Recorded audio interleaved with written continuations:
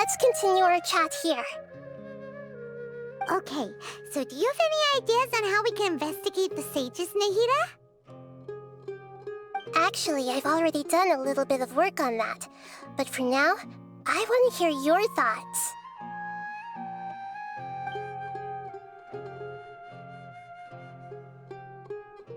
I've already tried that, but all the key members of the Academia, even the core of 30 guards, intentionally avoid wearing their Akasha terminals.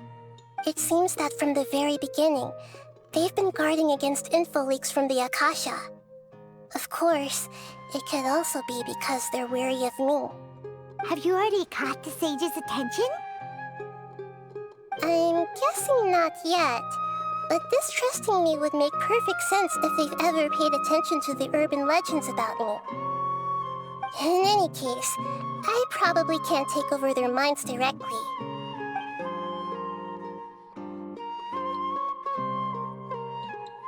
No way, that's too risky. You mean it'd be too easy to get caught? No, it's not that. We shouldn't involve innocent students in this. A single mistake could completely ruin their lives. Doing that would be ignoring the safety of my people for my own selfish goals. How is that any different from what the sages are doing? That's a good point. Spoken like the god of Sumeru.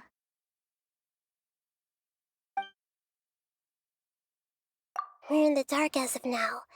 Since we still don't know anything about their goals, any rash move could tip them off and lead to terrible consequences. After all, every person in Sumeru City is one of their hostages. Are we really out of ideas? Nahida, you're super smart, so you already have something in mind, right? Don't keep us in suspense. Spill the beans already. According to a popular theory from the Vahumana Darshan of the Academia, rejecting impractical motions at the beginning of a planning session will give more weight to the actual proposal. Okay, but aren't you the god of wisdom? You don't have to use that kind of gimmick to make us take your ideas seriously. Well, I've been thinking that if I can't directly possess the leaders, and if I can't get ordinary people involved, then I should find someone who's already involved, but hasn't decided to side with the sages. You're saying we should recruit a spy? That does sound like it could work. Oh, before coming back, we met someone named Alhaitham. He seems like he acts alone, and he likes doing stuff behind the Academia's back. They probably aren't in cahoots. Actually, I already have someone in mind. Do you still remember that female scholar named Setaria? Setaria. Paimon remembers now. Isn't she the one who's always trailing behind the Grand Sage of the Academia? We ran into her basically every time the Sub-Zero's festival repeated itself. You could even say we're old enemies by now. Paimon still remembers the smug and mean way she always spoke to Nilu. I've always liked observing all kinds of people, and Setaria has always stood out from the crowd. She was born in the desert and was hailed as their greatest genius. Her academic gifts allowed her special admission into the Academia, and also gave her the opportunity to serve as the sage's assistant. Oh, Paimon didn't know she was from the desert. She must be pretty special then. Paimon feels like most of the desert dwellers around the city are working as mercenaries. The name Setaria means star. When she lived in the desert, she shone like the brightest star in the night sky. Later on, she was chosen by the sun. The star was given a place in the daytime sky to complement the sun's dazzling light. Soon after, the star witnessed the sun scorching the earth, which brought forth many disasters. The star began to waver. Instead of staying beside such a sun, wouldn't it be better to return and light up part of the night sky? But in the end, she couldn't give up the radiance of daytime. To cope with her shame, the star buried her guilt and closed her eyes.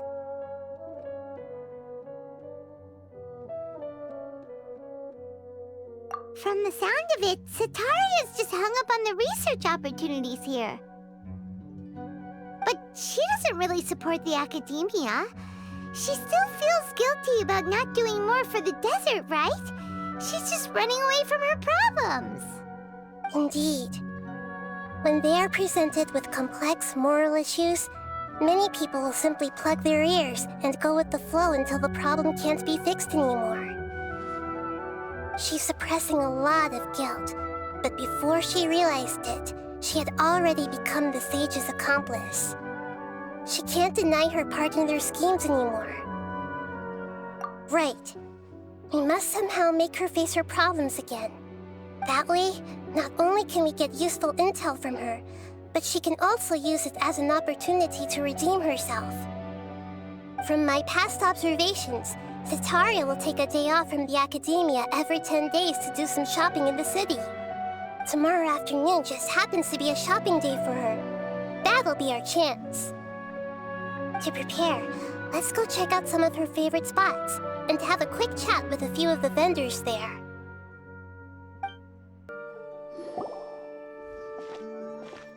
This should be Sataria's favorite fortune-telling spot. So should we ask the fortune teller about Sataria? No, I already have enough information on Sataria. The most important thing now is for you to pay attention to the vendor's talking style and key characteristics. Talking style and key characteristics? My poor lost lambs, have you become troubled over your fates? The divine voice of wisdom often echoes between mine ears. If thou be blessed today by the gods, I may be able to show you the way. Huh? Really? Nahida, you've been whispering things to her? Shh! My friend here has some doubts regarding her future. Can we get a fortune reading for her? Of course, of course. In that case...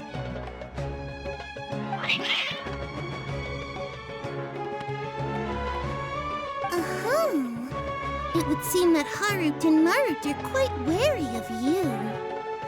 Perhaps, at some time in the past, you have somehow offended the gods. Only mocking the god of Animo, questioning the lord of Geo's financial savviness, and brawling with the god of Electro. Do those count? Oh, nothing. Go on, pick an aspect for her to divine. Health prospects. No problem at all.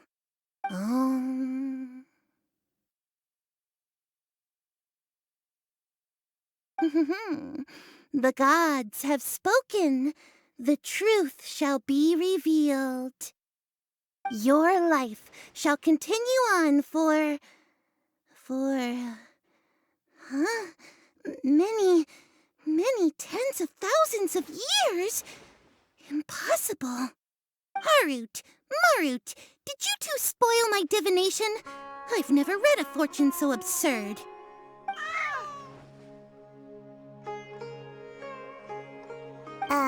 Actually, Paimon thinks this is probably the most accurate fortune-telling you've ever done. I admit that the orientation of today's celestial matrix is, suboptimal. As such, there will be no charge. Is that so? Well, that can't be helped. If you were to bring some food offerings for Harut and Marut on your next visit, perhaps they could help you reverse the wheels of fate.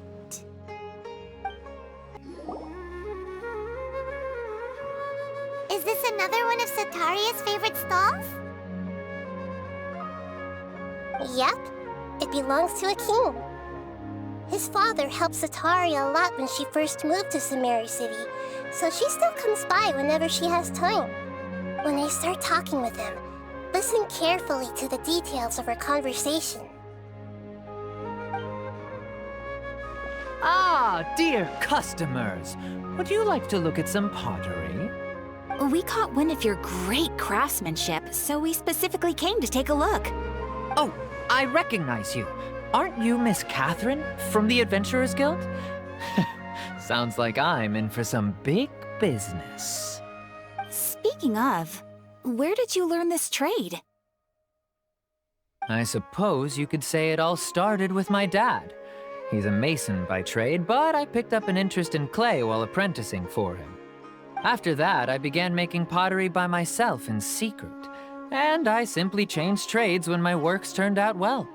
Although it's a pity that I'm no longer making much use of the knowledge provided to me by the Akasha. That's nice. You're making a living doing something you love. So is your father still working as a mason? Oh no, not anymore. A few years back, he fell from a roof and broke his leg. Since he had already saved enough mora over all these years, he's just enjoying the retired life in Port Ormos nowadays. I see. We wish him peace and happiness in his retirement. I'll have someone in charge of logistics at the guild come by another day for some goods. We'll leave you to it.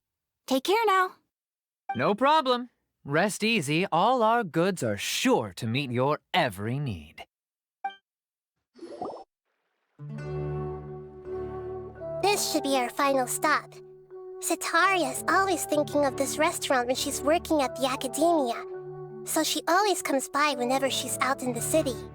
Nahida, you've really thought of everything.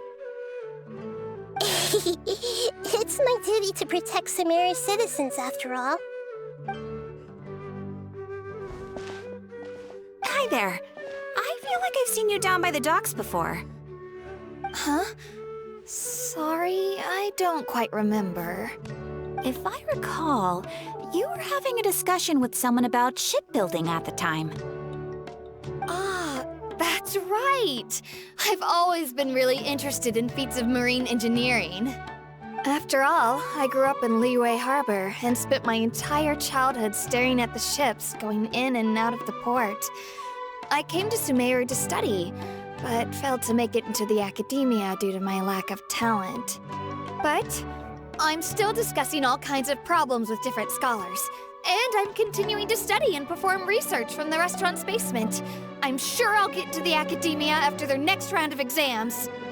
What an admirable spirit for learning. Amazing! Sure, but you'll find hardworking people wherever you go. So this restaurant has a basement as well? Huh. First I've heard of it. That's right. It's not usually open to patrons. Most of the time, employees use it for breaks or to hold private events. I see. Guess that makes sense. Well, good luck with your studies, Miss Chishan. Thank you so much. As long as I can make it into the academia as an official student, I'll be happy. So, was that everybody? Mm-hmm. 3 familiar faces should be enough for Sitaria. What's the point of all the information we've collected? Nahida, you still haven't told us how you're planning to make Sitaria face her problems. Sitaria is already used to avoiding her problems, so we must find a way to break through her usual sensibilities. I remember that you mentioned that the Eremites in Port Ormos are all making a fuss about the upcoming resurrection of the Scarlet King. Although it's all just a boatload of nonsense, the faith of her homeland may turn out to be Sitaria's soft spot. Oh, Paimon gets it now! You want to take advantage of the guilt Sitaria feels about her homeland. Although she knows she should return home to help the people of the desert, all she's done is conspire with the sages. So how do we set that up? Well, the Scarlet King is long gone, and Sitaria is also too smart to fall for any simple tricks. If we simply engaged her under the guise of the Scarlet King's believers, she would definitely be weary of us, and we may not get anywhere. But if we were to borrow some of her close acquaintances to talk with her, her reaction would probably be very different. So you mean you're going to possess those people we just talked to? Yep. Possess them through the Akasha. Imply that they've already converted to the faith of the Scarlet King, and then convey our made-up will of the Scarlet King. As long as everything goes smoothly, we'll get through to Sataria for sure. She'll never guess that we had anything to do with it. Ah, so that's how you're going to use all the info we collected on these people. It's so that you won't slip up and break form. Possessing them will only work if you can manage to pass off as them. Exactly. So, best of luck with impersonating them. Huh? Best of luck? But we don't know how to possess anyone. That's no problem at all. I'll just share all their senses with you once I've possessed them. As long as you're also wearing an Akasha terminal, the effect will basically be as if you've possessed them yourself. Huh. That is pretty convenient. But why does she have to do this? Can't you do it yourself? Although I've been observing humans for a while, I've never been good at imitating them. You're not wrong. It's always been painfully obvious whenever you try to pass as Catherine. If it was at all possible, I would have preferred to leave these people alone. But seeing how things are now, I probably should just accept it and push on. Yeah, don't beat yourself up over it. We're only doing this to help everyone, and we'll only be borrowing them for a little while anyway. Alright, then let's give it a go tomorrow afternoon.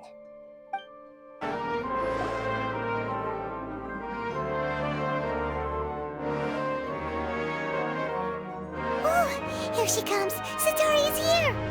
Let's quietly follow her.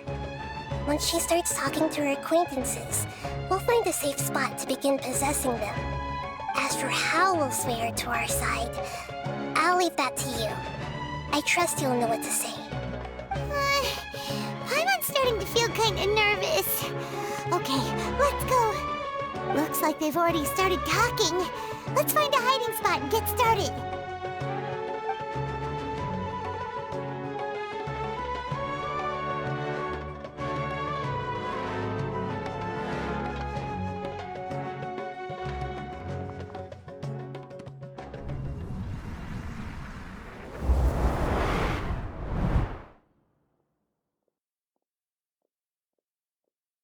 That's right. You really can't force anything when it comes to love. And besides, everyone around me has a very different background and outlook. Are you still listening to me, Nabia? Oh, of course I'm listening. You were talking about troubles with your love life, right? I heard everything you said. Okay then. You just seemed a little distracted for a moment there.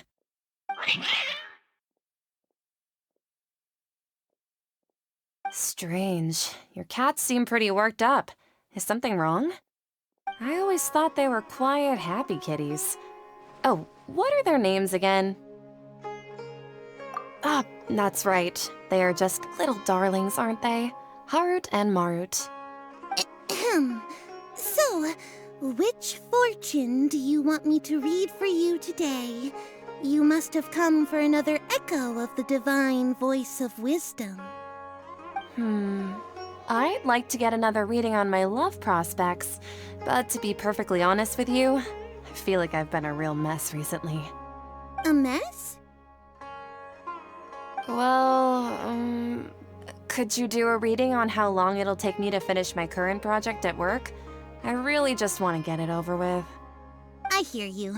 No problem at all. The gods will reveal the truth.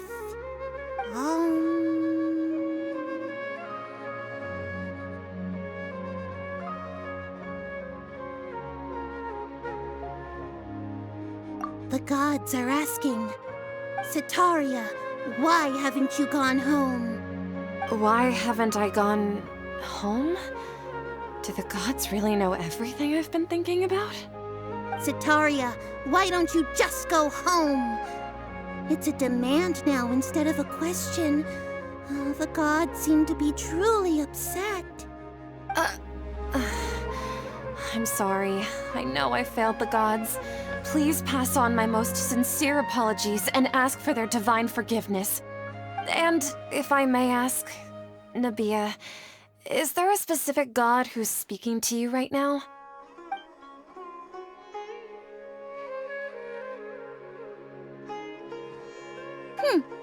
What an inconsiderate and naive question. The god who is speaking to me is, of course, the wisest and mightiest of all, the Scarlet King. The Scarlet King? No wonder he would make such a demand of me. Oh, wait a second. The Scarlet King passed away a long time ago. Even though news of the Scarlet King's resurrection has been spreading like wildfire, it's all just a misinformation campaign from the academia. How can the Scarlet King still exist in real life? What insolence! I am the Scarlet King's most loyal believer. Do you wish to refute his voice of wisdom? Oh, no. As a child of the desert, I am only reveling in his power upon learning that his divine glory has touched even this city. I will think very carefully about his demand of me. I'm sorry, I must go now. Wait!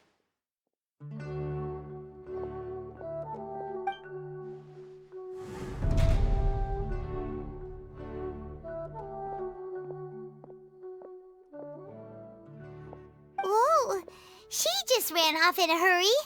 She looked pretty upset, too. Well done. Sataria didn't seem to suspect anything amiss.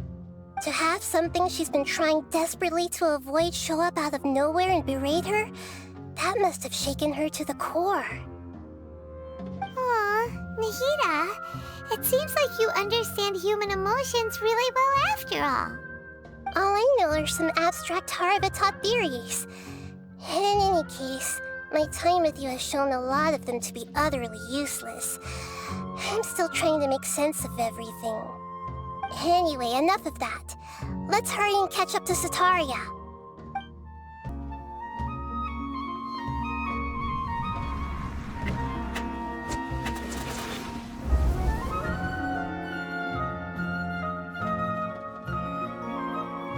It's okay.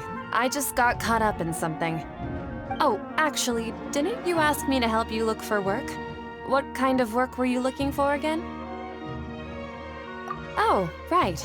Your old man's craft. How could I forget? Speaking of, how's he doing? Is he feeling any better? Oh, that's good to hear. I have been thinking a lot about him. If I could get some more time off, I'd love to pay him a visit. Actually, while we're talking about him, is he still living in Port Ormos? Yeah, he's been retired there for a while. If you could find the time, please write him a letter. Please pass on that recently, faith in the Scarlet King has taken root in Port Ormos and has begun to spread across Sumeru. He has a quick temper and has always been a devout follower of the Dendro Archon. I don't want him to get into a fight with those Scarlet King believers because of a difference in beliefs. Oh? So, who are you siding with in all of this? The Academia or the Scarlet King? I'm so jealous of you. You were born a child of the desert, yet you chose to betray the Scarlet King, and now you spend all your time with those crooks from the Academia. Akeem, you don't mean you've also become a believer of the Scarlet King? What's so strange about becoming a believer of the wise Scarlet King? In fact, aren't you the strange one? The one who still can't pick a side? Can't pick a side? Me? Whoa, Paimon had no idea you'd be so good at this.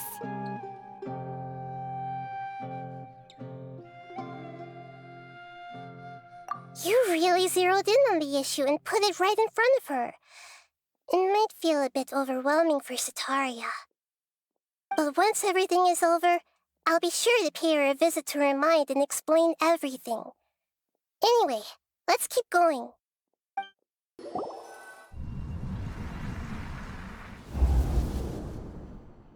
So, Shishan, Have you noticed anything weird in the city lately? Like, as if someone was trying to preach to you about something? Oh, right. Speaking of strange things, I celebrated the Sub-Zerus festival so many times that I lost count. That was really weird. Wait, how could you be aware of that? That should be impossible. Nothing in the report indicated anything like that. Are you still failing to realize that the Academia's lowly tricks could never deceive all of Sumeru's citizens? Jishan, don't tell me that you've converted to the Scarlet King as well! What an absurd question. You make it sound like I should be ashamed for becoming a believer of the Scarlet King. In reality, shouldn't you be the one who is ashamed? You, who works side by side with the Academia and treated people as nothing more than experimental subjects? Please, please stop! Even now, Satari is still trying to run from her problems. She can no longer justify everything to herself. Hey, she's trying to talk to the guards! What should we do? This is the most important part of all. Quick, get ready. Mercenary, you're a member of the Corps of 30, correct? Please help me pass a message to the Matra right away. The situation in the city is getting out of control. Please, try to remain calm, miss. Tell me what's happening in the city. Heretics are infiltrating the city, and they've already converted many residents to their side. Heretics? What kind of heresy are you talking about? The Scarlet King! Many people I know have suddenly started believing in him, but he's long dead. It's impossible. Miss Sataria, nothing is impossible. You know my name? The Scarlet King is immortal, and all who defy him will one day pay the price. You must face the truth, Sataria. You tread a treacherous path, and the longer you ignore it, the tighter the Academia's grasp on you will become, and the deeper you will be ensnared. Child of the Scarlet King, never forget that the desert that belongs to you lies elsewhere. What's so strange about becoming a believer of the wise Scarlet King? In fact, aren't you the strange one? The one who still can't pick a side? What an absurd question. You make it sound like I should be ashamed for becoming a believer of the Scarlet King. Sataria, why haven't you gone home?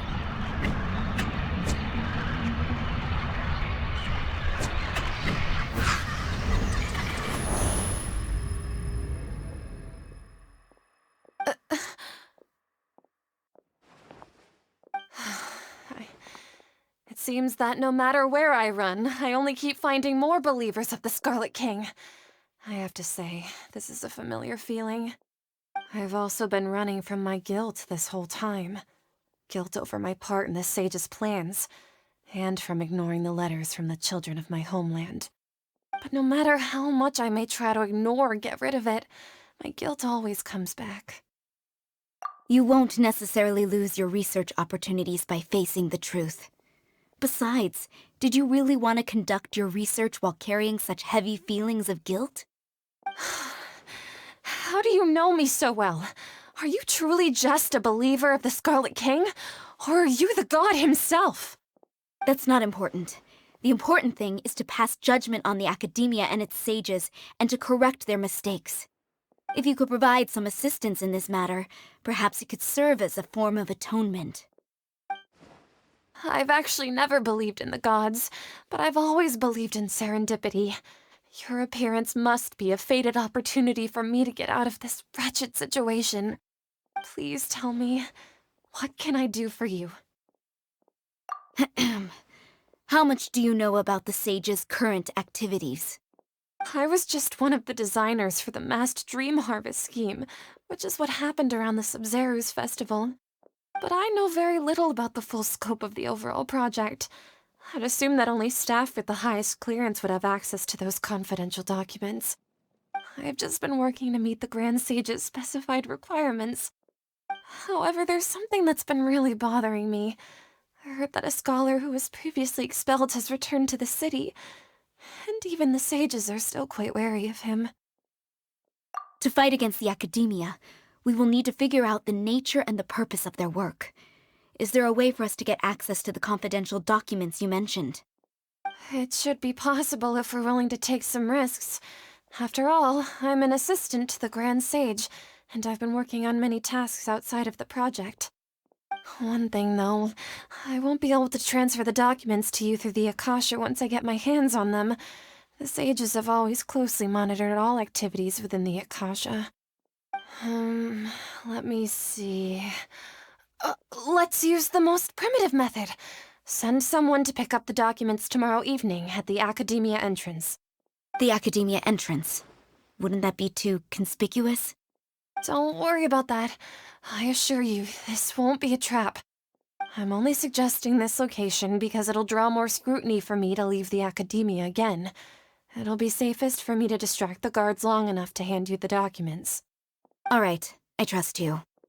So, if I were to successfully complete this task, would it mean I've atoned for my wrongdoings? That'll depend on the judgment of the Dendro Archon. The Dendro Archon. That's right. Her people are the ones we have endangered.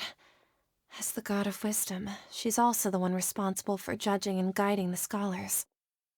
Maybe it's time for me to find a god to believe in. Just as Nahida predicted, we've managed to bring Sataria to our side! The Traveler's execution was ingenious. She's the one who deserves all the praise. Well, now that we've made plans to meet again tomorrow evening, all we can do is pray for Sataria's mission to go off without a hitch. Pray? But if we're going to pray to the gods, aren't we just praying to you? God of Wisdom and Guardian of the Scholars? No. The truth is the true Guardian of Scholars. I've always believed that. Anyway, let's meet again tomorrow evening at the Adventurers Guild. Catherine, we're here! Oh, you are the other Catherine, right? That's right. I suppose I'm the other Catherine in your mind. Shh! We're on a secret mission tonight, so we need to protect Catherine's identity. Yep, Paimon's right. We cannot fully rule out the chance that the meetup tonight is just a trap. If something were to happen, my existence may be the only trump card we'll be able to play. After all, the Academia should still be unable to confirm the existence of my consciousness in the outside world. Yep, exactly, just what Paimon was thinking. Anyway, enough about that. Let's just make sure to be on our guard. Off? What do you feel is off? It's the middle of the night. Of course it's quiet. You're not getting paranoid, are you? No, I think she's right. It really is a lot quieter than usual. If you look around, there seems to be fewer people on the streets. I'm not sure if this is the case for the entire city, though. Huh. Maybe it's just a coincidence. Maybe Sataria figured out a way to not only distract the guards, but also to get everyone to go to sleep early, just so we can exchange the documents in peace. I also can't quite figure out why things feel a little off. But now that we're here, let's go ahead and meet her as we planned. Well, regardless, as long as you're here with us, Paimon feels a little safer.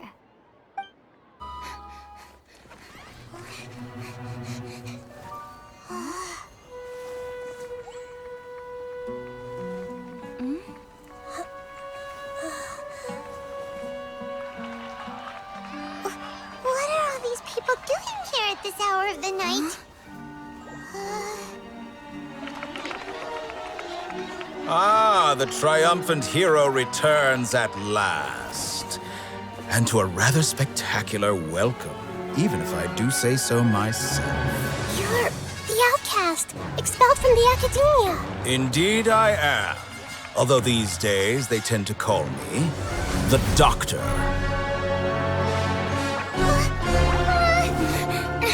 If you're looking for your researcher friend, she has already been taken into confinement. With some basic caution, she could have discovered the listening device on her person. Clearly, she lacks the degree of rigor expected of a true scholar.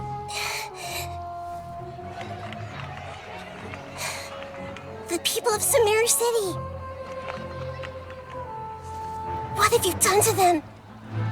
I simply made some minor adjustments to their Akasha terminals.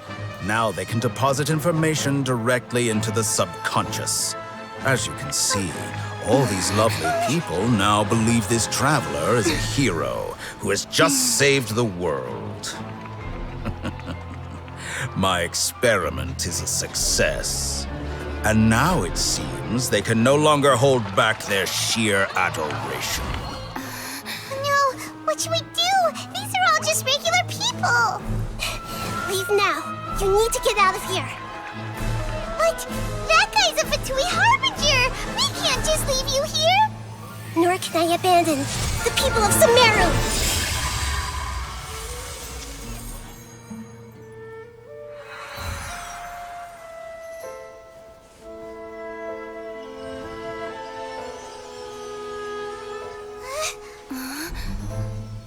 Don't worry. We'll meet again outside of the city.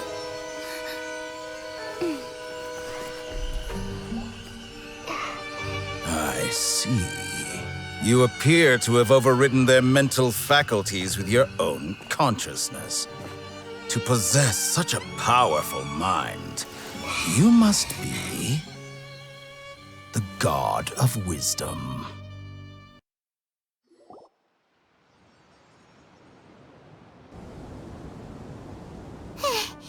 This should be far enough.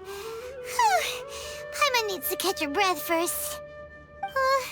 Is Nahida going to be okay? We only made it out because of her. Paimon wasn't counting on running into a new Harbinger here, let alone such a high-ranking one. That guy was number 2. So scary. He called himself the Doctor. Remember, Tainari told us about him. Sataria did say that someone who once got expelled from the Academia came back recently. And that even the sages are wary of him. Yep, sounds like she must have been talking about the Doctor. Yeah, now that the Doctor's in the picture, we're no longer just dealing with the Academia. They're in cahoots with the Fatui. But what are the Fatui after this time? Another Gnosis? Yeah, things would be a lot easier with Nahida's help. Nahida said we'll meet again outside of the city. But we can't just keep waiting around, right? You mean... Oh, right! Wasn't he invited by the sages to work on some project when we were staying with him in the Avidia Forest? That has to be the same project. Even though he turned it down at the time, he might still know something. There's no time to lose. Let's go to Gandharvaville. Hold it right there. A blonde-haired traveler and a floating fairy. We've got you all right. Take a look around. You've fallen right into our trap. Are you mercenaries from the Corps of 30? Did you come here to arrest us? Corps of 30? We're nothing like those government lapdogs who don't even get scraps for their work. We are an elite brigade that commands the highest commission rate in all of Sumeru. We're here on the orders of a client known only as the Outcast. The Outcast? An outcast from the Academia? But why wouldn't the Doctor just send the Fatui after us? Still wasting time on idle chit-chat. We'll shut you up soon enough. Get them! You're up, Traveler! That was pretty rough. Is that what elite mercenaries are like? Yeah, looks like we'll have to keep our guards up. But this doctor guy seems like a pretty tough opponent. He knew exactly where to set up an ambush. Did he predict that we would try to find Tainari? Going up against smart people is tough. Anyway, let's keep going. Oh, it's the Traveler and Paimon. What are you two doing back here? Kale, it's nice to see you again. Are you doing all right? To be honest, I'm not doing too well. My Elazar has been progressing at a faster rate lately. I'm finding it harder to complete more intricate tasks. As a result, Master Tainari is taking me off the patrol schedule. He will only allow me to stay here and coordinate other people's tasks. Oh, Kale. Speaking of Tainari, did he go off on patrol? We're here to talk to him. Oh, Master Tainari? He just left the Avidia Forest a little while ago. He was headed to Party's DI. Huh? He left? But isn't Tainari always saying that he never wants to leave the Avidia Forest? He even turned down the Sage's invitation. I thought it was weird too. Master Tainari always prioritizes his work as a forest watcher above everything. He almost never leaves his post. He left in a hurry this time, though. No, I only found out that he left through a message he left behind. He also made sure to delegate all his tasks using a schedule. To leave in such a hurry? I guess he had something urgent to take care of. Master Tainari originally studied in the Amorta Darshan of the Academia, and Partis DI is something like the Amorta's research base. Many rare shrubs and grasses have been planted there for research. I know that before he became a forest watcher, Master Tainari once spent a long time conducting research at Partis DI. A research base, huh? Gotta wonder what kind of research Tainari just decided to work on all of a sudden. Oh, we don't have a lot of time, so let's go look for him at Party's DI. Don't worry. I'm fine. I'm used to living with Elazar by now. If you run into Master Tainari, please send him my regards. Got it. Will do. See you later, Kale. Wait! Look who it is! Thank goodness you're okay. We were so worried about you. Hey! This was supposed to be a touching reunion, but you're ruining the moment! Actually, it's very smart of the Traveler to be wary of me right now. After all, the Doctor has shown that his technology can apparently even control human minds. Plus, it's not like you could have known what happened after we split up and I was facing the Doctor by myself. Even a pool of stagnant water after a torrential storm can occasionally pass as a patch of sky. Paimon feels like only the real Nahida could come up with such an obscure analogy. Huh? But I wasn't trying to win your trust or anything. All I wanted was to clarify my point. Well, we understand that point now. Please, Nahida, tell us more about what happened. Are those poor people all right? When you left, I was still in the middle of restoring everyone's minds. Thankfully, when the Doctor mentioned depositing information into the subconscious, he didn't mean engraving information into their minds. Instead, he did something closer to creating hallucinations. That was still within my power to fix. Luckily, I managed to finish my restorations and mind jump away from him just as he was about to capture me. Whew. What a relief. The Doctor sure pulled out some hidden cards, but good thing we had Nahida with us. I wouldn't be relieved just yet. I gave away my true identity when I restored everyone's minds, which means we've lost another one of our trump cards. Also, the Doctor is already an expert at modifying Akasha terminals. Maybe it's only a matter of time until he captures my consciousness inside the Akasha. Would that mean you'd no longer be able to jump between minds? Then how do we stop him? He's still at the Academia, so it's possible he already started messing with the Akasha. Ugh, it feels like he's toying with us. What a nasty piece of work. Plus, the doctor's combat ability alone is apparently enough to make him worthy of being #2 of the Fatui. We shouldn't give up hope just yet. Let's try to find another way to attack this problem. Actually, Nahida, how did you know we were trying to get to Party's Thei? Have you been waiting for us? Yes, I have. I can see the traveler's elemental energy, so I deduced your destination by looking at the direction you were moving in. You didn't come here for sightseeing, right? Did you find any leads? We're looking for a scholar we know. His name is Tainari, and the sages once tried to reach out to him. Why don't you come inside with us and see what we can find? Okay, let's just hope we won't get him into trouble.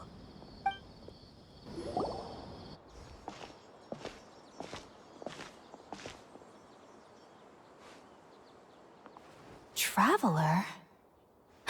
It is you! The voice! It's Hypatia! Ah, what a pleasant surprise! It's so nice to see the two of you again. Who's this? She's a scholar we met in the Avidia Forest. When we last saw each other, she was still training in the... what's it called? Satyavada life? Oh, I see. That's right, we're old friends. You've come at just the right time. Ever since I've come here, hardly anyone has even talked to me. Hypatia, you're way too excited about this. Actually, for you to leave the Avidia Forest means... you're not in training anymore? Wait, no. Did you already finish your training and reach Paripurna life? What do you think? My consciousness has already managed to make contact with the divine. You did it! Congratulations! It's so exhilarating to share this sublime joy with others at long last. When my consciousness made contact with the gods. Ah, what a supreme and unparalleled experience that was. That sounds incredible! Oh, all right. Actually, please wait. I haven't forgotten my promise to you. Remember? I promised to help you understand what you saw from Irminsul once I gained deeper insights. My current self has not only gained true insight, but I can even help you establish a direct connection to the consciousness of the divine. You can do that? I've never heard of anything like that, but if you want to give it a try, I'll do my best to protect your consciousness during the process. Hold on. I brought some spirit-born ale with me. This is still a crucial part of the ceremony. We're using that incense again? All right now. Hold my hand. I'll help you establish a pathway to connect your consciousness. Okay. Ready?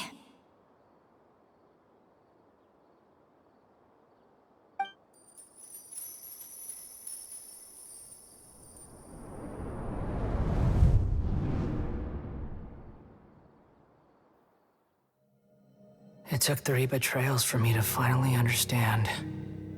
The world is just an elaborate tapestry of lies.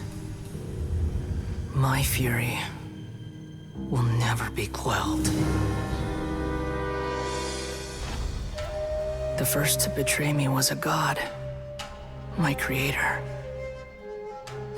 My mother. Valuing strength above all, she saw no worth in me and I was discarded. The second was a human. My family. My friend. Consumed by fear, he saw me as an abomination.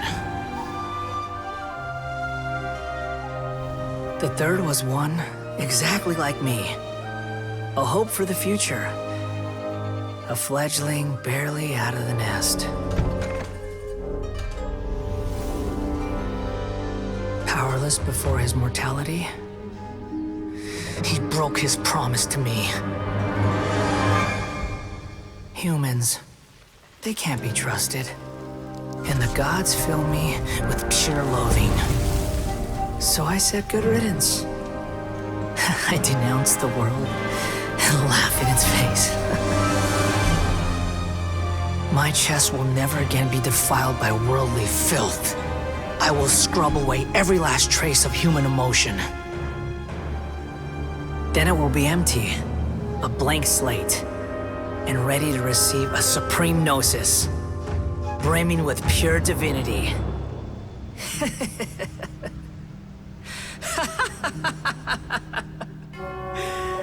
There is no need to fear.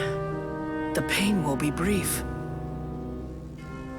Your era is coming to an end.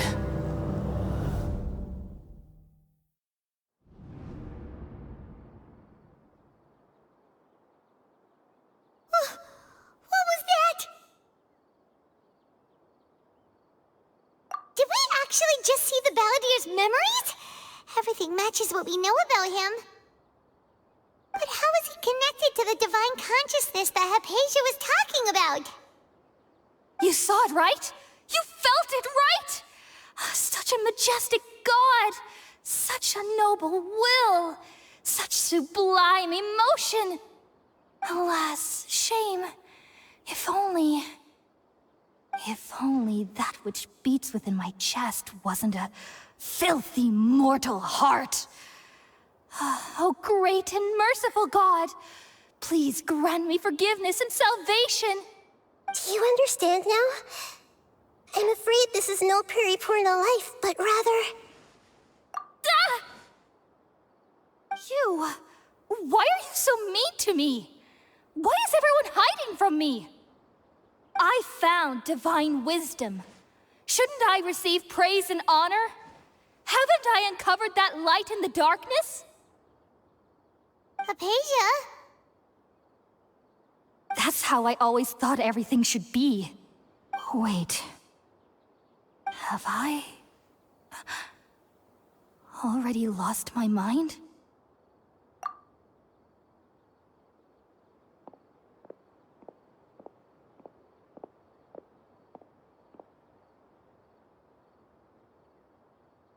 Wait, something isn't right.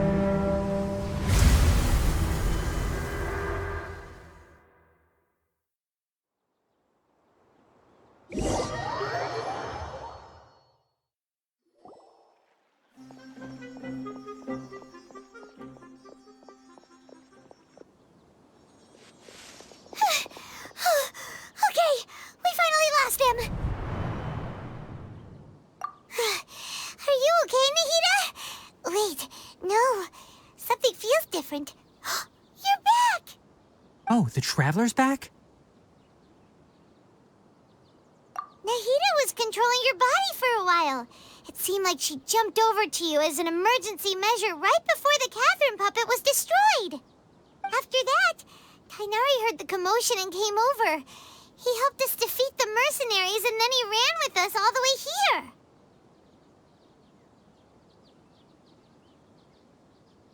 What? You swapped places?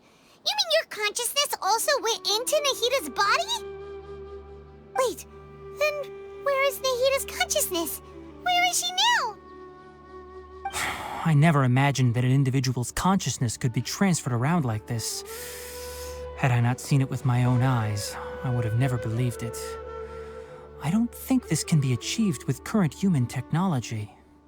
Also, while we were running, the consciousness in your body told me to pass on a message. She said, "The doctor has found a way to trap my consciousness, so I can't journey with you anymore. But even in a moonless night, a shower of starlight can still drown out illusions and lies." Oh no! Nahita's trapped in the sanctuary of Surasthana for good this time. Was that message all she left for us? It's pretty vague. Oh, that makes sense. Since the doctor captured her, she won't be able to say anything without him knowing. She's being extra careful. Even in a moonless night, a shower of starlight can still drown out illusions and lies. Huh. Paimon knows the moon illusions and lies are from the alchemical divination at the Sub-Zero's festival. Didn't Nahita use a starlight analogy before? It had something to do with Sataria.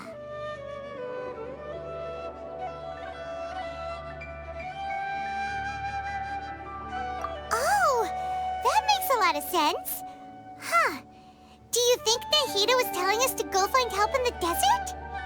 But she isn't with us anymore. Think we'll be okay? Paimon, you said Sanctuary of Surasthana. Does this mean that this Nahita you're talking about, the consciousness who was occupying the traveler's body, is the Dendro Archon? Your guess is correct, but the situation's a bit complicated, so it's really hard for us to explain right now. That's all right. A scholar's curiosity doesn't need to be appeased right away. As for the complicated nature of the situation, safe to say I have witnessed that for myself. I've spent some time with you, and it looks like the Dendro Archon's also on your side, so I trust you. Thank you, Tainari. Oh, actually, we came here to ask you a question. What do you know about the project that the sages have been working on? Ah, that. While I was indeed invited to join that project, the sages were always secretive about its scope and goals, so I eventually declined. All I know is that that project has something to do with the restoration of Irminsul. Huh? Did you see something when you were in Nahita's body? What? Do you have any evidence?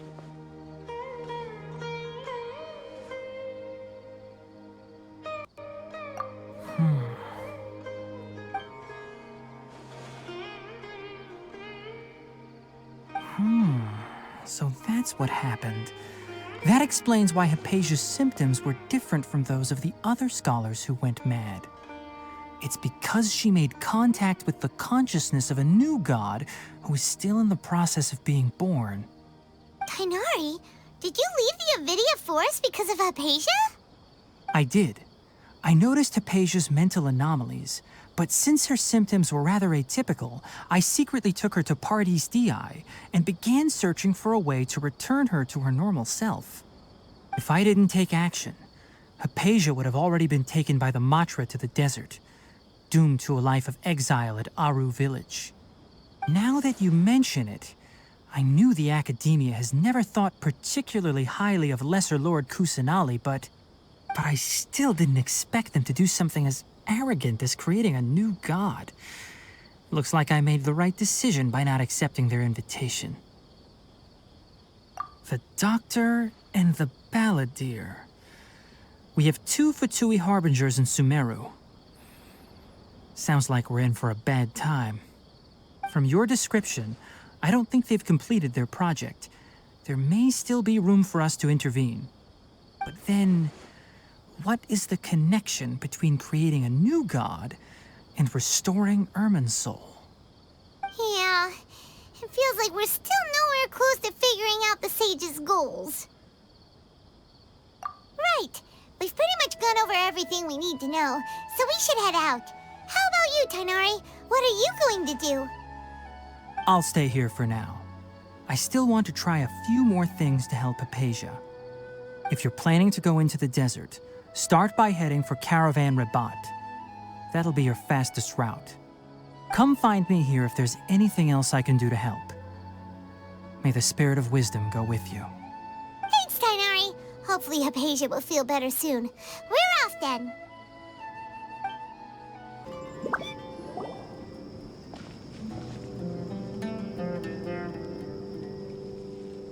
We finally made it to Caravan Rebak. It's pretty lively here.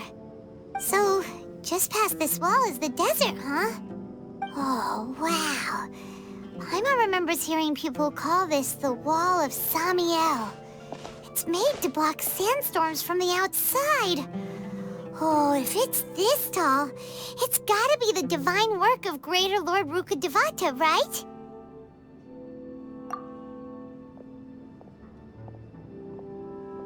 Enough gawking. Come on, follow me. Huh? Over here.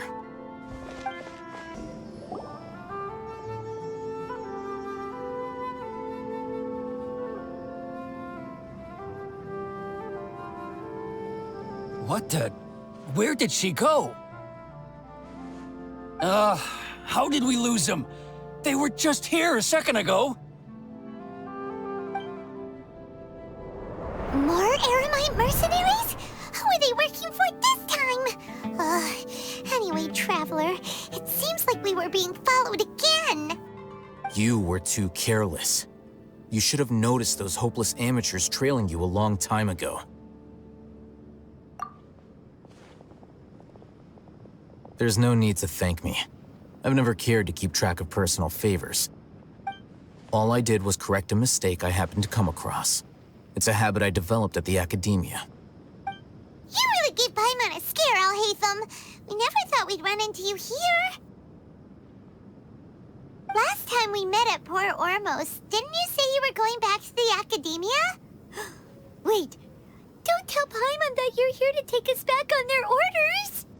Oh, so you've already landed yourselves on the Academia's hit list. I can't say that I didn't expect it. However, had I wished to turn you over to the Academia, don't you think you'd already be the Eremites' honored guests by now?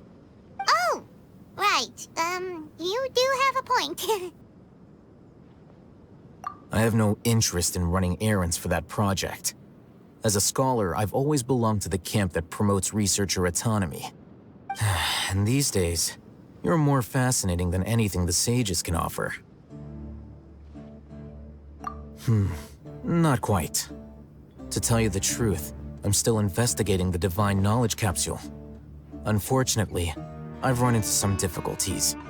Everyone says the capsule originated in the desert and was eventually moved to Port Ormos. If I am to get to the bottom of this, I must understand how the capsule first came to be. Which brings me back to you, and why you're so interesting. The leader of Ain al-Ahmar used the Divine Knowledge Capsule right in front of you, and upon seeing him, your expression became perplexed, and you were lost in thought for quite some time. To have that kind of reaction, I think you must have realized something. Are you interested at all in sharing what you've been hiding from me? Alhaitham, you really have a ridiculous eye for detail. What kind of person even notices or remembers stuff like that? So that's your answer. Well, I do work for the Academia after all. So considering that, it is indeed wise to keep your cards close to your chest. But that does prove you do have some undisclosed information about the Divine Knowledge Capsule. Am I right? No matter. Rather than simply learning the answers from you, I'd still prefer to investigate on my own.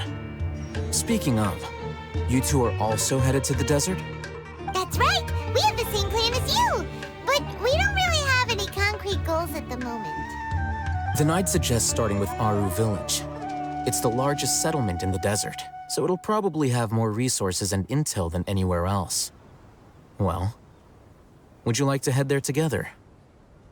It's always better to travel with someone you know. Let's go! Before us lies Aru Village, the safe haven of the desert folk. Whoa, this landscape is really something else. What a cool place! Let's go check it out!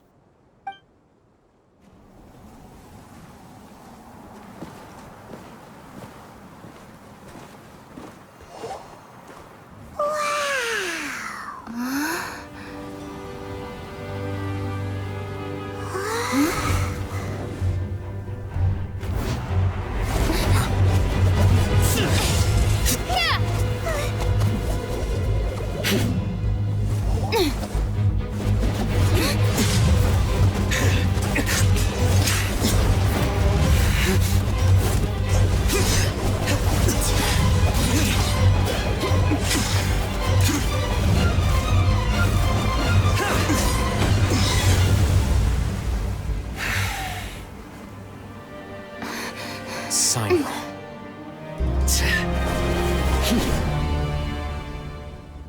Unless my memory fails me, we have barely spoken 2 words to each other before now at the Academia.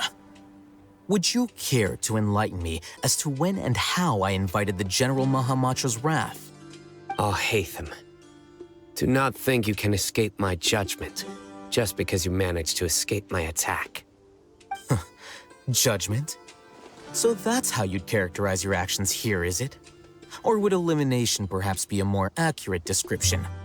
Had I used my full strength, not even this traveler would have been able to stop me. Though styled like an assassination, I sought only to ensure that my target would be unable to flee or resist. Standard practice for the Matra, as well you know. Seemed to me more like your own personal touch. Who is that, Al-Haytham? Did you call him General Mahamatra? Yes. General Mahamatra Sino, head of all the Matra at the Academia. He's a formidable hunter, and the ultimate nightmare for any who have committed academic crimes. You seem to have placed a lot of trust in Al-Haytham, to the point of blocking an attack for him. If I were you, I'd never choose to side with him. I wouldn't believe a single word that comes out of his mouth. I have been pursuing this scribe for a long time. I urge you, stand back and do not seek to defend him any longer. Otherwise, there will be consequences. Has Al-Haytham done something wrong? Paimon doesn't think he's as bad as you've made him out to be. I won't waste my breath explaining things. Al-Haytham, I saw it during our fight. Take it out. The divine knowledge capsule you're hiding on your person. Unless you want me to retrieve it for myself. Very perceptive of you. Nothing escapes a Matra's senses.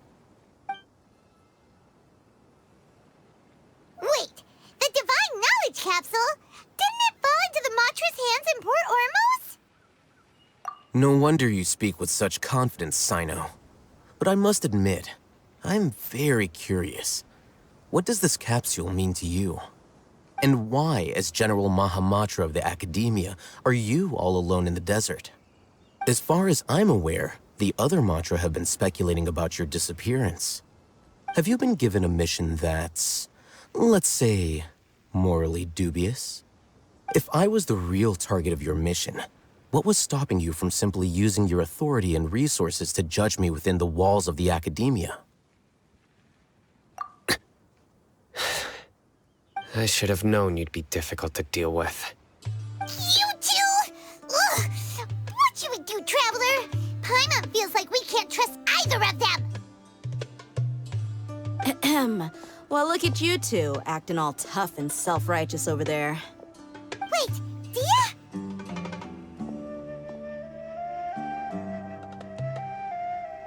Great! Finally, someone that we can trust! You gotta help us out here, otherwise these two are gonna start fighting again! Yeah, sure looks that way. 2 giants from the Academia duking it out once and for all. Not something you get to see every day, that's for sure. Listen, I know you academic types love to fill up your big brains with self-righteous morality and lord your empty rules and virtues over each other. But how dare you bring your petty disputes into the safe haven of Aru Village? It seems like someone's gonna have to beat some sense into your thick skulls until you finally learn to respect these grounds.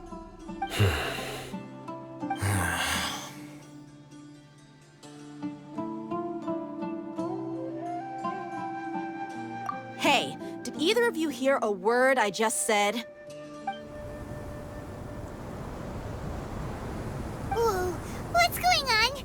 The wind's so strong. Is this a sandstorm? Paimon's gonna get blown away. Another sandstorm? What's up with these recently? Hey! All of you, over here, quickly! We have to take cover! Someone's calling for us! Oh, this... That sounded like Candace. Come on, you two. Jeez, are all of you academia folks such hard work? Move it! All right, stop yelling.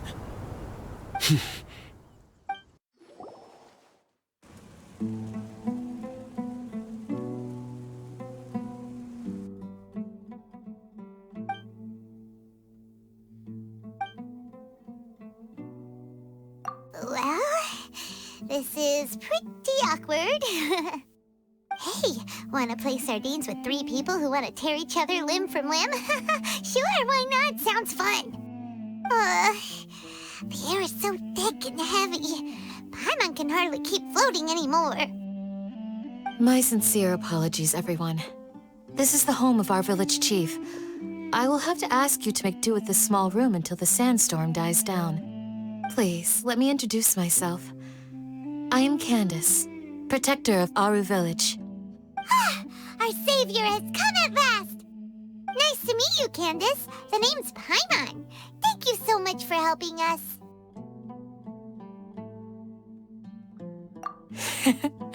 There's no need to thank me. It's only right to help each other when the weather gets rough. Wow, she's so gentle and caring, like a nice older sister. Unlike those guys over there. All right.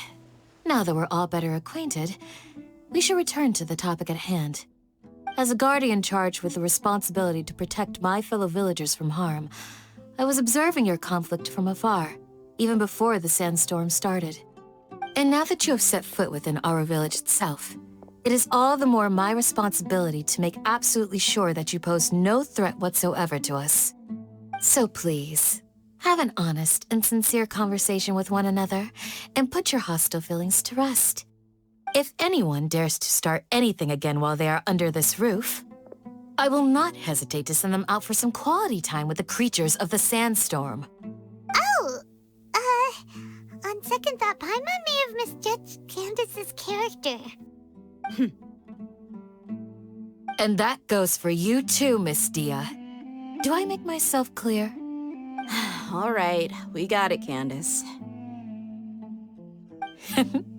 That's what I like to hear. So, which of you will begin? I was supposed to be a mediator, but I might have gotten a little too involved just now. Anyway, one of those two should probably start talking. Wait, that was you trying to be a mediator? I have nothing to hide, so there's no shame in explaining myself. While Alhaitham wasn't wrong about the other Matra not knowing my whereabouts, it's not because I've been assigned a morally dubious mission. Rather, I've chosen to exile myself. Huh? Exile yourself? A little while ago, I discovered that there was data missing in the Academia's project planning and development files. What little they did report clearly did not match the project's actual progress. As General Mahamatra, I had the responsibility and authority to request an audit. However, to my surprise, the person responsible for the erroneous data was none other than Grand Sage Azar himself. I tried to investigate the issue myself before submitting a formal audit request, but I soon found that all leads and potential pieces of incriminating evidence were carefully concealed from me. I began to realize that they were cautious of me from the very beginning. Unsurprisingly, the Grand Sage rejected my audit request as soon as the submission reached his desk. He even said to me, The power of the General Mahamatra is granted by the sages. You have no right to judge us. So they really are up to no good. I realized then that to the Grand Sage, the Matra are nothing more than tools for the sages to assert and maintain their control over knowledge. The vows that we took, the principles that we strive to uphold, they are meaningless to the academia of today. I believed it would be wise to flee the academia before the sages had a chance to take action against me. This way, they can no longer see nor predict my actions. I will never give up on this investigation. There's no need for someone else to give me power or authority. Once I find the truth, I will administer judgment by my own name. Sino seems to have the same goal as us. We're all investigating the sages.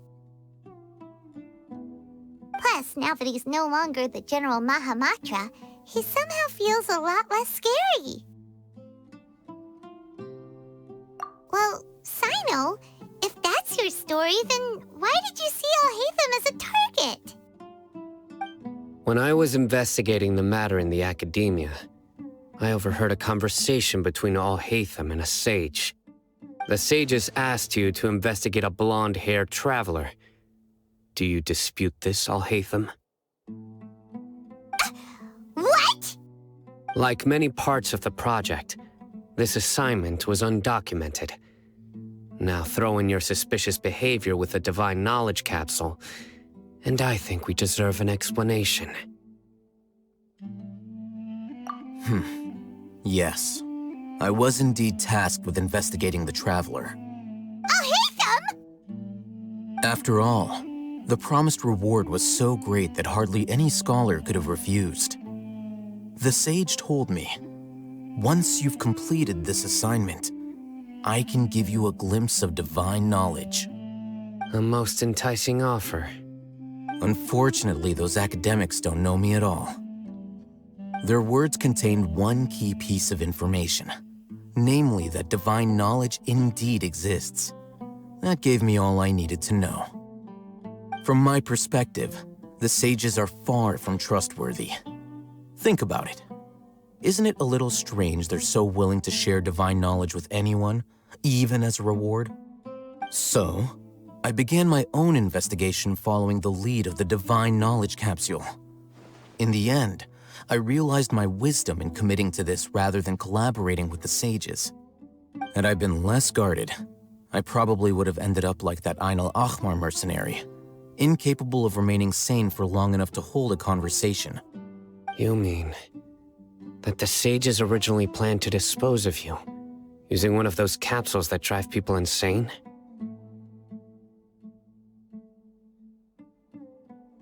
I'd already given up on the assignment by then. I only told the academia I was waiting in Port Ormos for you to appear so they wouldn't suspect anything. So it came as quite a surprise when I encountered my erstwhile target while investigating the Divine Knowledge Capsule. Criminals do love to talk about coincidences. Even though I ran into the Traveler by chance, I had no intention of providing assistance to the academia. Also, you should remember, you were the ones who decided to follow me and strike up a conversation after I left that tavern. That's true. Alhaitham helped us out at Caravan Rebat as well. Maybe he's telling the truth. I'm willing to apologize if that's worth anything to you. I took the Divine Knowledge Capsule behind your back because I judged its existence to be a significant risk. I felt that it would be best for no one to interact with it before it had been properly studied. After all, curiosity often proves to be the most dangerous thing in this land. You should be well aware, Scribe Alhaitham, that curiosity can also lead you to danger and suspicion. Answer me this. Did the sages share any information about their project with you? Have I not made myself clear? You and I are both distrusted by the academia. Do you really think they would tell me anything? Fine. Although you haven't completely proven your innocence, I won't regard you as an enemy, for now. As you wish. Good. I'm glad to see you two clearing up your misunderstandings. And now you, Dia. I believe it's your turn. Oh, sorry. Whatever the boys were talking about must have been so boring that I spaced out. Ahem. My situation is pretty straightforward. My employer, Dunyarzad of the Homayani family, is friends with the Traveler and is currently recovering from her illness at home. I had nothing going on, so I decided to return to Aru Village for a visit. I was actually looking forward to a pretty exciting time getting back together with everyone here. But then I saw these two random guys in the middle of a pointless argument. It ticked me off, and things went downhill from there. Is that all? Well, I will admit that definitely sounds like your style. In that case, welcome back, Dia. That's more like it. I missed you all so much, Candace. Whoa! What was that sound? No need to worry. Now that you're no longer at each other's throats, please make yourselves at home. I'll take a quick trip outside to clear out some of those creatures in the sandstorm. Creatures? In the sandstorm? Are you sure you don't want some backup? Fighting in a sandstorm is not for the faint-hearted. Anyone without extensive training in these conditions is at a disadvantage. You needn't worry. Yeah, just leave him to Candace. Don't worry, she's as tough as they come.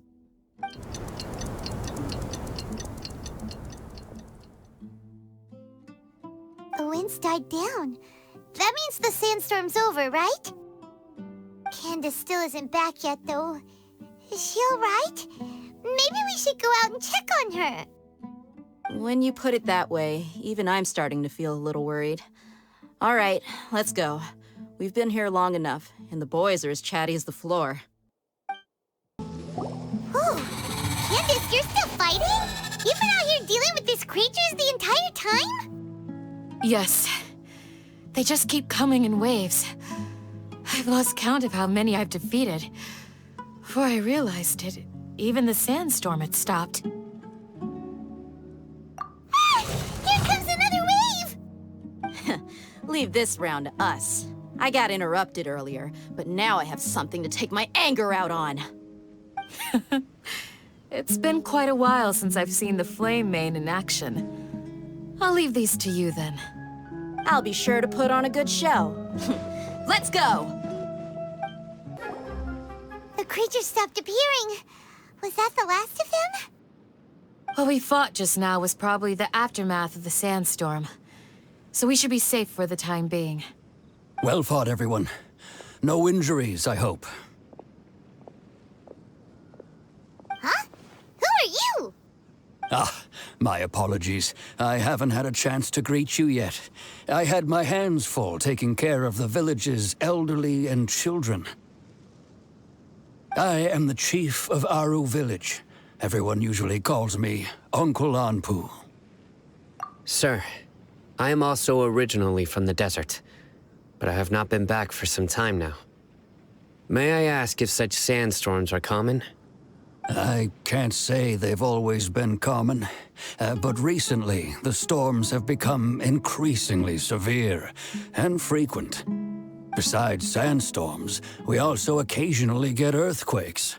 According to an investigator who stayed in the village a while ago, these unusual natural phenomena are related to the withering of Irminsul.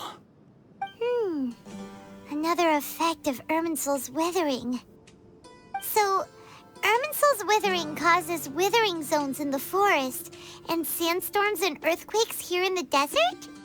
Everything in the natural world is inextricably connected to Irminsul. These regional symptoms can indeed be a reflection of Irminsul's present state. Everyone in Aru Village needs to take good care of themselves. Speaking of which, why haven't I seen a single village keeper since I got here? Village keeper? Who are they? Village guards like Candace? Does your curiosity know no bounds? Village Keeper is how Aru Village refers to mad scholars exiled here by the academia. Most of them are scholars who lost their sanity after a period of training in the Avidia forest. The Academia believes that their crazed mutterings may have a negative effect on the psyches of other scholars. So, they're forcibly exiled to the desert. Though if you ask me, it's all a boatload of nonsense. Alas, that's exactly what we've been trying to investigate. One by one, the village keepers have been mysteriously disappearing without a trace. But no one in the village has ever seen them leave. If you're planning to stay around the village for the next few days, I'd appreciate it if you could keep an eye out for them. I've had encounters with those people in the past. I'll see what I can do to help. The Matra are the ones responsible for their exile. Now that you're no longer with them, are you trying to alleviate your guilt and atone for your past sins? I'm fascinated by how you think. Mock me if you will, but if you are guilty, I will eliminate you, regardless of my position or identity. Oh, you're the former General Mahamatra. You must be an expert in these kinds of investigations. Thank you for your help. Is it because you're reminded of Hypatia? Oh, these poor scholars. First they lose their sanity, now this! We need to help get them back home, safe and sound. But, is it really a good idea to tag along with Sino?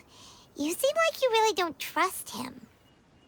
I'll be grateful for the assistance. No doubt you will do a better job than some of my former subordinates. Let's start by finding a spot to share what we know so far.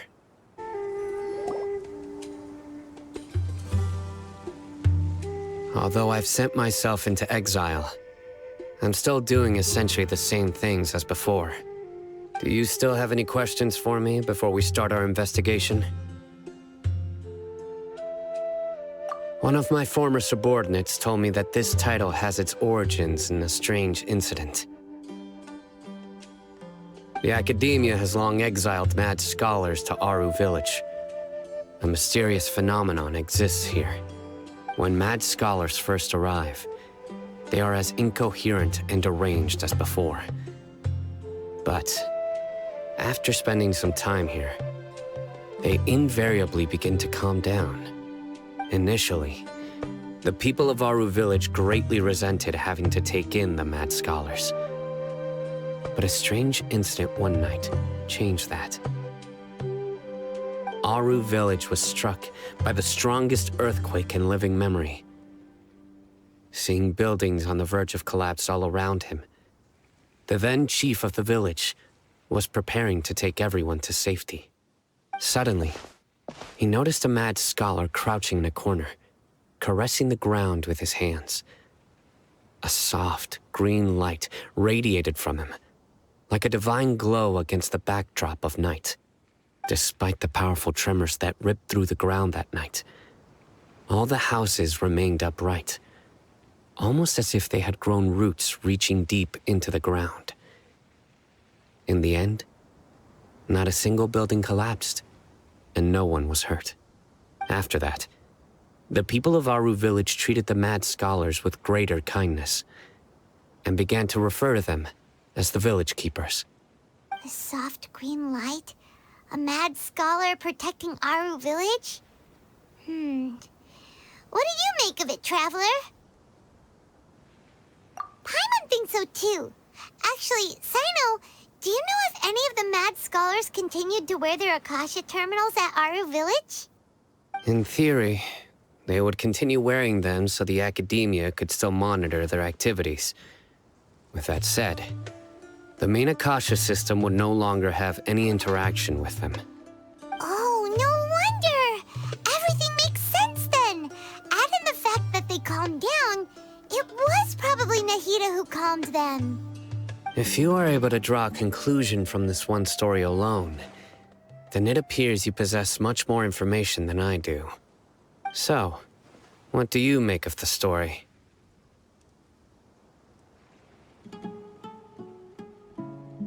Really? Lesser Lord Kusanali. What? You don't believe us?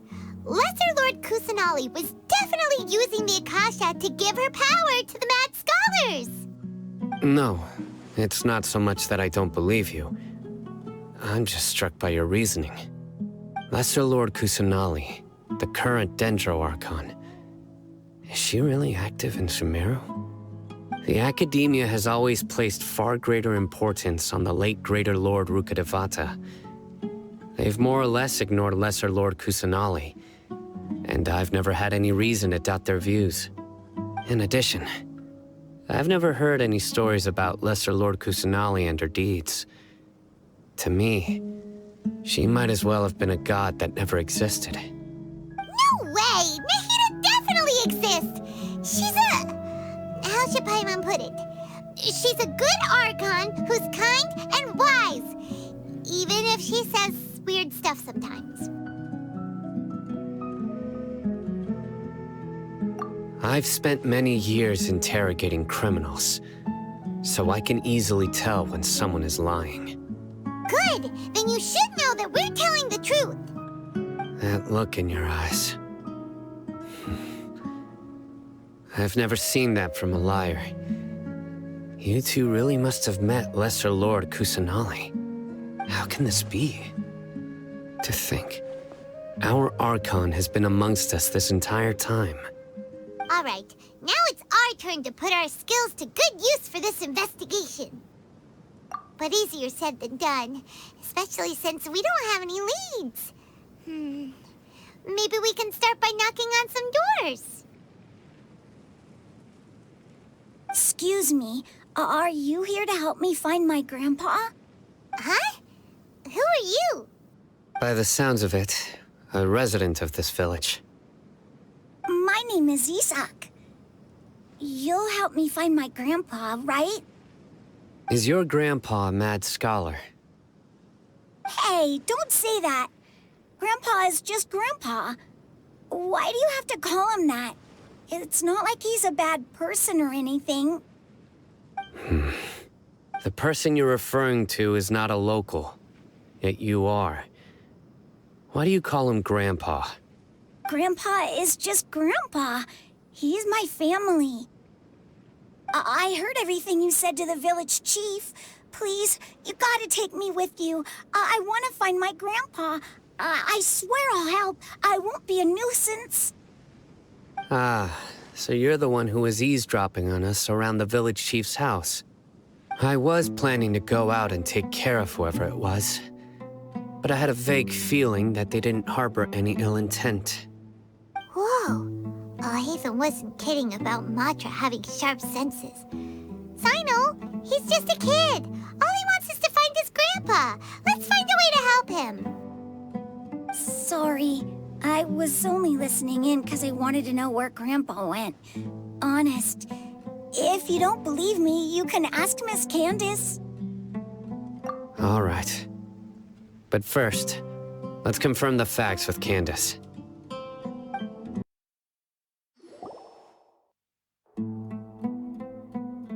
Sino is super vigilant. Is this what all the Matra are like?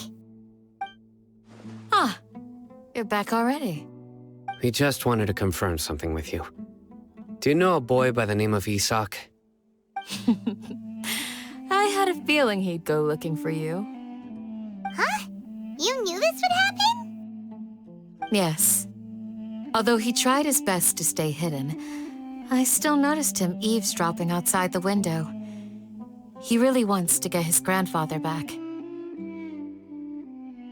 Isak's parents were both Aramite mercenaries who rarely returned to the village after finding employment in the city. He was raised by his grandfather.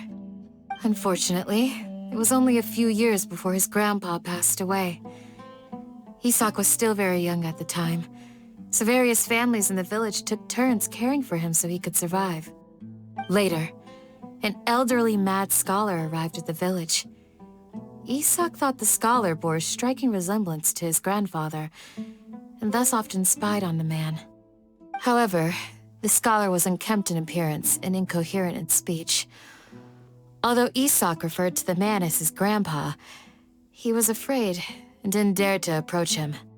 One summer night, The oft mumbling and bumbling Grandpa suddenly calmed down and seemed to become more lucid. He even noticed Isak hiding in the distance. So Grandpa walked up to Isak and patted him on the head. He even took Isak to the entrance of the village, where he patiently taught the boy the names of the stars and accompanied Isak until he fell asleep. The next morning, Isak woke up and wanted to go find his grandpa again, only to realize his grandpa no longer recognized him. However, even so, Grandpa retained his calm expression.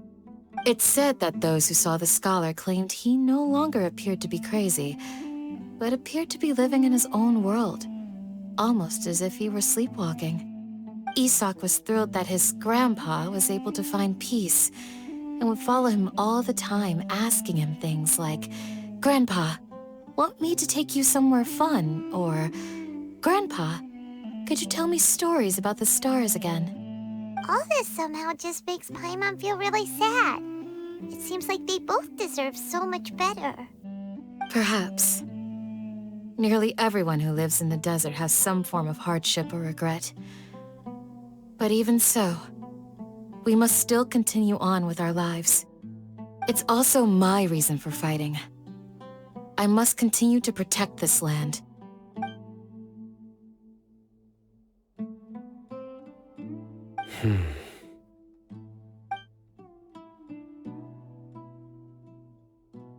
Maybe the people have always had a considerate god watching over them. Huh? What did you say, Sino? No, nothing. As long as Esau keeps his word and doesn't get in our way, we can take him along. Perhaps you are more compassionate than I gave you credit for. Please accept my thanks on Isak's behalf, Sino. Hey, Isak! Oh, it's you guys! We've cleared everything up. Let's go find your grandpa. Really? Wow! Thank you so much! Yeah! All right. Let's ask the local residents some questions first.